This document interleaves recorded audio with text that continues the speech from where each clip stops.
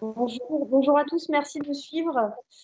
Claire, je te laisse commencer la présentation. Oui, donc je vous présente là aujourd'hui la licence en sciences de l'information et de la communication, donc qui est présente dans notre établissement. C'est une licence généraliste, donc en information et communication, qui vise à former les étudiants vers tous les métiers de la communication, quels qu'ils soient, tant vers le journalisme que tous les métiers en lien avec la communication numérique ou la publicité ou l'événementiel, etc. Donc, nous avons une organisation de la licence en majeur et en mineur, avec des mineurs qui sont spécifiques et qui portent sur justement des aspects bien spécifiques des métiers de la communication, en particulier l'événementiel, le multimédia, les réseaux sociaux et une nouvelle mineure cette année avec la conception multimédia. Donc, je laisse Julie peut-être compléter un peu cette présentation. Oui, alors c'est important de vous dire aussi que cette licence, c'est un diplôme d'État, puisque nous sommes une université privée, conventionnée, chacune de nos formations est conventionnée avec une université publique. Donc pour la licence Infocom, on est conventionné avec l'université de Rennes 2. Donc à la sortie de cette licence, vous avez une licence universitaire. La proposition qu'on fait, nous, en termes d'accompagnement pédagogique, c'est d'essayer de vous accompagner au plus près, que ce soit sur la recherche de stages, sur vos projets professionnels. Donc, vous avez un stage qui est prévu en première année, en deuxième année et en troisième année, d'un mois minimum, un peu plus long en L3, n'est-ce pas, Claire? Oui, ouais. 6 semaines. Voilà, 6 semaines. Donc, ça vous permet quand même de sortir de cette licence. On va rentrer dans le contenu tout de suite après, mais ça vous permet de sortir de cette licence avec 3 expériences professionnelles, d'avoir découvert 3 domaines différents si vous avez une hésitation justement entre le journalisme, l'événementiel ou autre. Donc voilà, ça c'est un des points forts de la formation, c'est aussi un ancrage vraiment professionnel. Peut-être qu'on peut expliquer justement ce qu'est la majeure et la mineure un peu plus. Ouais, peut-être un peu plus. Donc, par rapport à la majeure information et communication, donc ce sont des contenus qui sont vraiment dédiés à l'explication, à l'analyse de ce qu'est la communication, de ce qu'est l'information, à l'analyse aussi des dispositifs médiatiques, donc que ce soit les usages des téléphones, des tablettes, des réseaux sociaux, mais aussi l'analyse de nos pratiques culturelles. Beaucoup des cours qui sont dans la majeure, donc sont là vraiment pour développer des connaissances de la culture générale et un esprit critique, un esprit d'analyse par rapport à cet univers médiatique dans lequel on est baigné aujourd'hui dans notre société. Donc voilà, on a vraiment plein de matières qui sont attraits donc à l'analyse des images, à l'analyse des médias, à l'histoire aussi de la communication et des médias, et aux grandes théories et aux grands champs philosophiques qui traversent aussi la discipline d'information et communication. Julie? Et oui, j'ajouterais que effectivement là dans la majeure, c'est ce qui va être le socle de connaissances lié à cette discipline universitaire, les sciences de l'information et de la communication. Donc comme le disait Claire, il va y avoir des cours sur les théories des sciences de l'infocom, l'histoire de la communication, et ça vraiment c'est ce qui fait que la licence infocom elle va être reconnue d'un point de vue aussi national par rapport à cette discipline. Oui. Peut-être Emma et Océane, qui sont étudiantes chez nous en deuxième année, si vous avez des choses à ajouter, n'hésitez pas sur justement votre impression sur les cours en majeur. C'est vrai que c'est assez intéressant d'avoir les majeurs et les mineurs. Les majeurs, ça nous apprend vraiment la théorie en fait de l'information et de la communication. En L1, on développe plutôt notre esprit critique, on découvre en fait la communication, parce que souvent on vient soit d'un bac général, donc on n'étudie pas trop la communication. c'est vrai que en L1, la théorie est très importante parce que ça nous permet de mettre après en pratique justement ce qu'on a appris et d'avoir vraiment une ouverture sur ce qu'est la communication en général. Et j'ajouterais aussi, par rapport à ce que Océane a dit, c'est que ce qui est bien avec ces sortes de fusions qu'on a entre majeur et cours mineur, c'est que, comme Océane a dit, lorsqu'on est au lycée, on a peut-être une idée de ce qu'est la communication, mais parfois on peut pratiquer des choses en lien avec la com sans forcément comprendre l'histoire derrière certaines choses et pourquoi certains outils sont utilisés, pourquoi certaines méthodes sont mises en avant. En fait, avec des cours en majeur, on comprend en gros l'histoire de ces choses-là qui sont dans la com et qui sont présents tous les jours dans la vie quotidienne. Et ça nous permet vraiment d'avoir une vision plus globale, non seulement de la vie de tous les jours, parce qu'il y a de la com partout en fait, mais aussi comprendre comment ça fonctionne et pourquoi il y a des choses qui sont faites d'une telle façon, en fait. Et c'est super enrichissant, en fait. Et d'ailleurs, pour peut-être clôturer sur les majeurs, qu'on appelle sur les 3 années de licence, ces enseignements sont assurés par des enseignants-chercheurs et qui sont représentants de cette discipline. Donc, vous allez avoir face à vous des personnes qui font de la recherche sur les médias, sur les pratiques culturelles.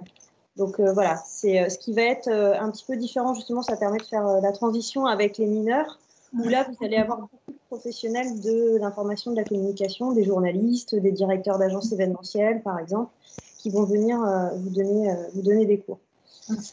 Et ce qu'il faut peut-être aussi rappeler, c'est justement, comme l'ont souligné Océane et Emma, là, c'est cette alternance même en majeur, parce qu'en majeur, il n'y a pas que du théorique, il y a aussi du pratique, comme de la PAO, les langues, etc.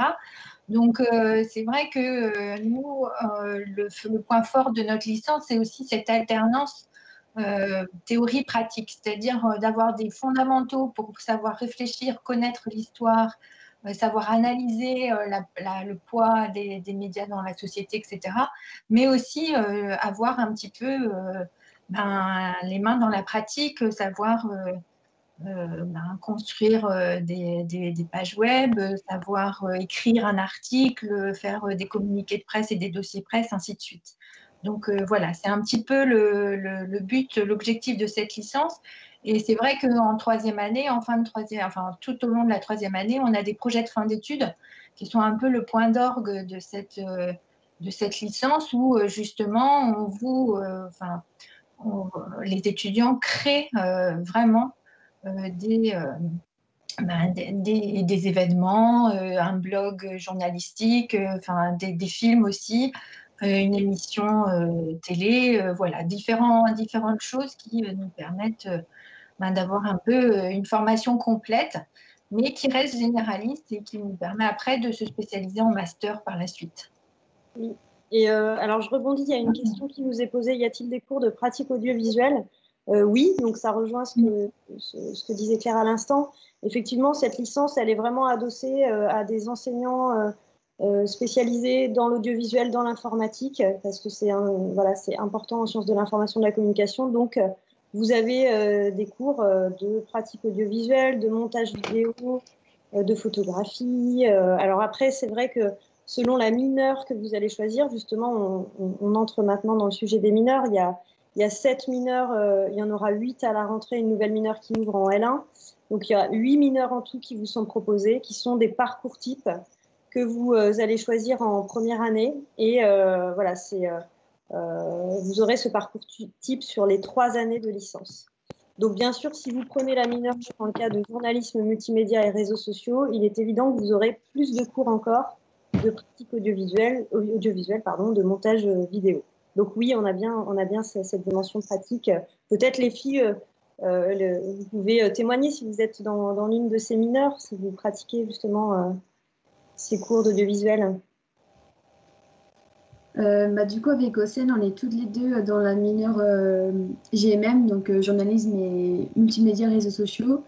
Et du coup, on a des cours qui sont très dans le pratique. On a donc ce semestre-là, on devait réaliser une bande-annonce de film Donc là, du coup, on va utiliser des techniques pour écrire le scénario, des storyboards, mais on va également utiliser le matériel qui nous est mis en place. Voilà, des caméras, des micros, des trépieds, vraiment tout ce qu'il faut pour faire quelque chose de propre et de vraiment sympa à faire. Et l'année dernière, on avait également créé une petite histoire à partir de photos. On devait créer une histoire à partir d'images qu'on avait prises sur les caméras de la fac.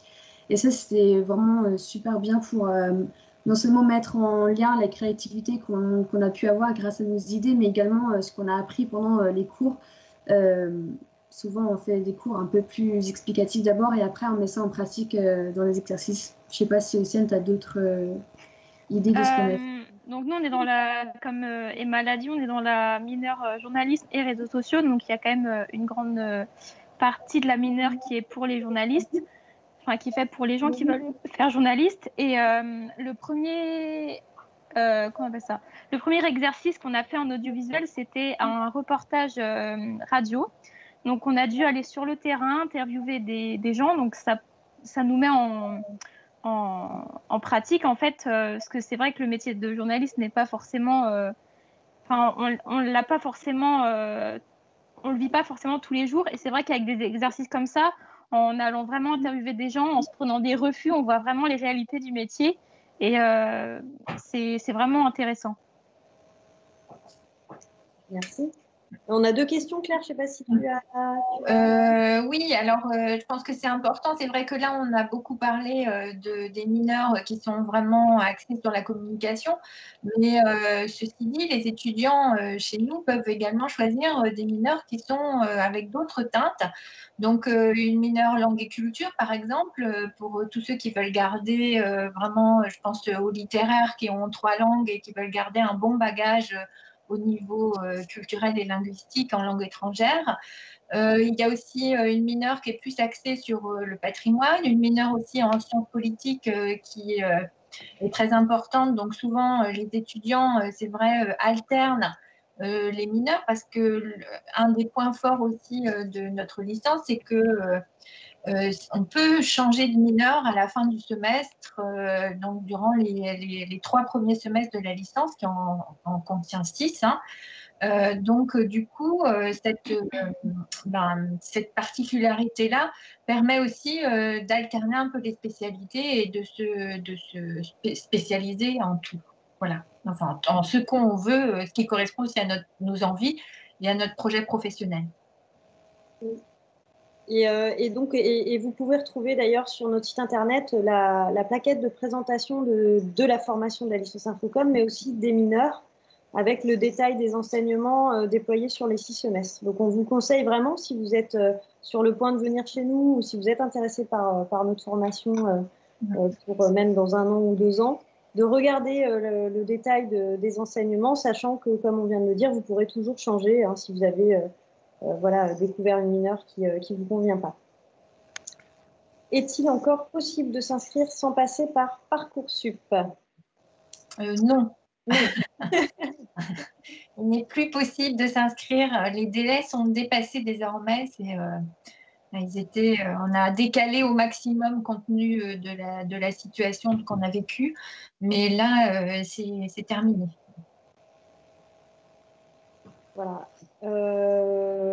Qu'est-ce qu'on peut ajouter? Si, bien sûr, on propose également, donc vous avez les majeurs, on a bien dit, le tronc commun sciences de l'information et de la communication. Vous allez ensuite choisir une mineure qui va colorer votre parcours. Alors, une mineure, c'est 1 jour par semaine. C'est 60 heures par semestre, pour vous dire un petit peu en termes de volume horaire. Et ensuite, vous avez 2 autres unités d'enseignement qui sont proposées au sein de la licence. Là encore déployée sur les 3 ans, vous avez une unité d'enseignement qui s'appelle pré-professionnalisation, où là, vous allez retrouver tout au long des 3 années le PPE, qui est le projet personnel et professionnel. Donc là, ce sont des professionnels qui vous aident à élaborer votre projet professionnel, vous aident aussi à rechercher un stage.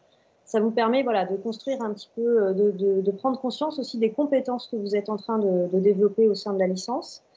Au sein de cette unité d'enseignement, vous aurez aussi des cours de méthodologie du travail universitaire, puisque, on l'a répété plusieurs fois, vous êtes à l'université, il y a il y a un certain nombre de conventions en termes d'écriture, en termes de rendu, comprendre ce qu'est une bibliographie universitaire, etc. Donc, vous avez un certain nombre de cours qui vont vous accompagner dans cette pré-professionnalisation. On retrouve dans cette unité d'enseignement le stage également.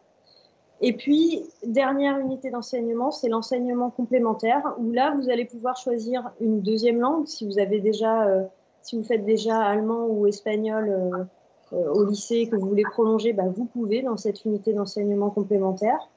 Et vous pouvez également participer, alors là, c'est à partir de la deuxième année, à un enseignement qui s'appelle scénographie artistique. Vous allez justement un peu faire appel à votre créativité, un peu plus en tout cas, puisque c'est une des qualités aussi qu'il faut avoir pour être en sciences de l'infocom. Et dans cette unité, il y a aussi tout ce qui est préparation au concours, préparation aux écoles de journalisme et préparation au concours Sciences Po également. Peut-être les filles, je ne sais pas. Est-ce que l'une de vous participe à une prépa concours ou scénographie artistique et veut en parler, veut témoigner?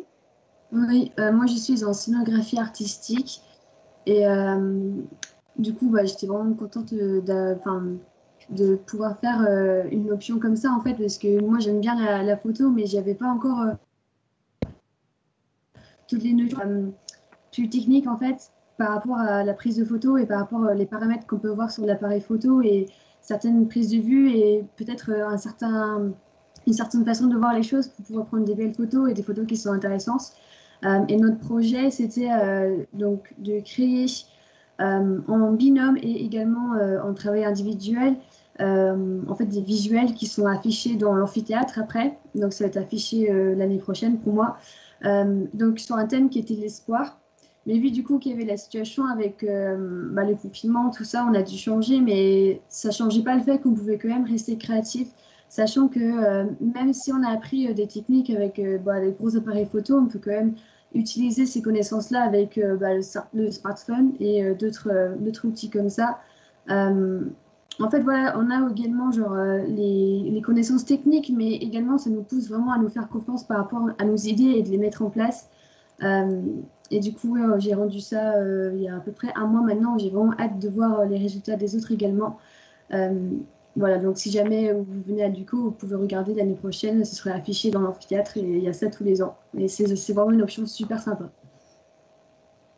Merci pour le témoignage, Emma. Océane, tu as quelque chose à Moi, dire? je fais espagnol, du coup, depuis 2 ans. Et ce qui est vraiment pas mal, c'est que en plus d'avoir des cours d'espagnol classiques, sachant qu'on est en communication, nos profs essayent vraiment de nous faire de la communication en espagnol avec certains termes. Donc, je sais qu'en première année, on a dû faire, par exemple, en projet, une émission de télé-réalité en groupe. Et au deuxième semestre de L1, on a dû faire également un projet publicitaire en espagnol, donc avec une affiche, une publicité et une voix off. Et cette année, c'est vraiment plus, sachant que notre prof d'espagnol est mexicaine, elle nous fait vraiment plus découvrir la culture espagnole et hispanophone. Donc, c'est vraiment des cours qui sont assez importants, je trouve, parce que pour moi, personnellement, les langues sont assez importantes, surtout en communication. Et donc, développer ça en plus, c'est vraiment un atout, quoi. Merci Océane du témoignage. Ce qu'on pourrait rajouter aussi, parce que toutes les deux vous l'avez fait, je sais bien, vous avez participé ou vous avez fait les certifications linguistiques qui sont en plus, qui sont des cours proposés le soir, en plus des cours de langue classique qui sont dans la formation. Donc, c'est vrai que ça permet d'avoir un niveau complémentaire et surtout une certification en langue qui sont nécessaires pour, après la suite, l'entrée dans certains masters, mais aussi pour partir à l'étranger, comme c'est votre cas aussi à toutes les deux, Emma et Océane. Et un conseil, du coup, pour les futurs étudiants qui veulent partir à l'étranger ou avoir la certification facilement, mon conseil, ce serait de commencer dès la L1, en fait. Même si ça paraît un peu barbant, sachant que c'est le soir, souvent moi pour ma part, le TOEFL, donc la certification pour l'anglais, c'était le mardi soir et le Cervantes, c'était le jeudi soir jusqu'à 19h30. Donc c'est des cours qui prennent du temps, où il y a de l'investissement personnel, Mais si on est motivé et si on veut vraiment cette certification, c'est vraiment bien de commencer en L1 parce que c'est quand même assez compliqué. Il faut avoir c'est un haut niveau. Donc, c'est pour ça que dès la L1, ça me paraît plus judicieux parce qu'il y en a qui ont commencé que en L2 et il y a juste 2 mois de préparation et c'est vraiment compliqué. Ouais, c'est un bon conseil là, que vous donnez aux futurs étudiants. Donc effectivement, vous l'avez compris, hein, on l'a dit, vous avez la possibilité de partir Erasmus au S5 et il y a un service de relations internationales au sein de l'UCO qui vous permet, il y a des partenariats qui vous permet de partir. Donc ça, c'est important aussi parce que c'est vrai que voilà, dans les parcours d'étudiants, c'est quelque chose qui revient souvent et très demandé. Alors sur les stages, on a des questions sur les stages. Pouvez-vous parler des stages? Donc on l'a dit, c'est 1 mois obligatoire sur les 3 ans, 6 semaines en L3, un peu plus long encore. Et peut-être que Océane, Emma, vous avez des expériences de stage. Enfin, vous avez des expériences de stage puisque vous êtes en L2. Vous pouvez témoigner de ça? Je te laisse aller, Emma. Oui, ok. Donc oui, comme je l'ai dit, c'est 1 mois obligatoire. Mais moi, dans mon cas, j'ai prolongé jusqu'à 2 mois parce que parfois, selon le projet qui est mis en place dans l'entreprise dans laquelle on postule, bah, parfois, 1 mois, c'est pas suffisant. Donc, ça arrive parfois de prolonger. Comme ça, on a vraiment le temps bah, d'apprendre le métier, de bien s'installer au sein de l'entreprise et de faire connaissance avec les outils qui sont utilisés. Et là, du coup, bah, moi, je suis en train de faire mon stage maintenant en télétravail. Ça se passe super bien. Et ce qui est vraiment top, c'est les stages permettent vraiment de mettre en pratique bah, ce qu'on a pu apprendre à la fac, que ce soit des connaissances par rapport à l'infocom en général, mais également Photoshop ou la prise de photos, la prise de vidéos, des choses comme ça. Et de voir cela dans un contexte professionnel, en fait, en entreprise. Parce que, idéalement, c'est ça qu'on va rencontrer bah, plus tard après la licence ou après des masters. Ça permet juste de concrétiser, vraiment de rendre ce qu'on fait bah, encore plus crédible qu'avant et de juste voir que c'est bien utilisé dans la vraie vie en fait et que les techniques qui sont enseignées sont utilisées et puis c'est bien d'avoir des connaissances comme ça et de voir qu'on peut les mettre en pratique en fait. Donc, on a la possibilité, du coup, comme il a été dit, de faire 1 mois, mais on peut le prolonger. Moi, l'année dernière, j'ai fait 3 mois, jusque fin juillet. Et en fait, il y a la possibilité aussi de faire, c'est tout à fait possible, en fait, de faire à l'étranger son stage, du moment où on a une convention qui tient la route et l'entreprise est sérieuse. Donc, moi, je l'ai fait en Belgique l'année dernière pendant 3 mois dans une entreprise belge. Et franchement, en plus d'avoir fait ça dans une entreprise à l'étranger, ça permet aussi de développer en plus de la communication et mettre en pratique ce qu'on a vu pendant la licence, nos langues étrangères en anglais ou en d'autres langues, et voir un peu aussi la culture de travail, la culture d'entreprise dans d'autres pays. Et c'est vachement enrichissant. Donc, et là, cette année, du coup, avec le coronavirus, sachant qu'on devait faire en télétravail, j'ai repris mon stage dans la même entreprise que l'année dernière, donc je connais déjà mes collègues et l'entreprise, donc c'est quand même plus facile cette année. Merci pour les beaux témoignages encore des stages. Pierre, est-ce que tu as quelque chose à rajouter? Non, je crois pas. Sur les stages, je pense que on a à peu près fait le tour. Ce sont des stages qui sont, il faut peut-être quand même préciser que ce sont des stages qui sont intégrés à la formation hein, et qui sont validés par des rapports de stage, donc notés, et qui sont donc des stages conventionnés. Ce ne sont pas des stages facultatifs. Voilà.